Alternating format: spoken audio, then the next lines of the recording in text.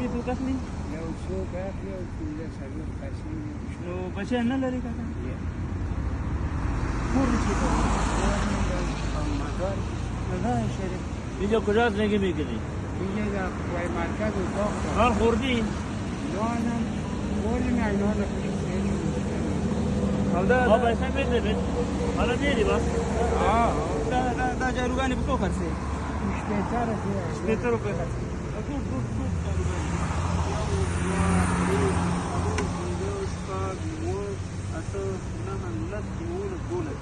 دولس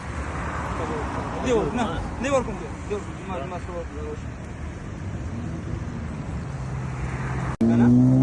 دولس بس دا ټولې والا او زه کور ته چې ودشه مونږ ته دوا وکړه صحیح شوه یو غاړه م راکړه د مسافر یې مونږ وکړه راښکاره شو دلته ښه په دې هسې توکلي مو کتې چې د واده له تلي وو او موټر کې مو کتې ستا لپاره راکوشو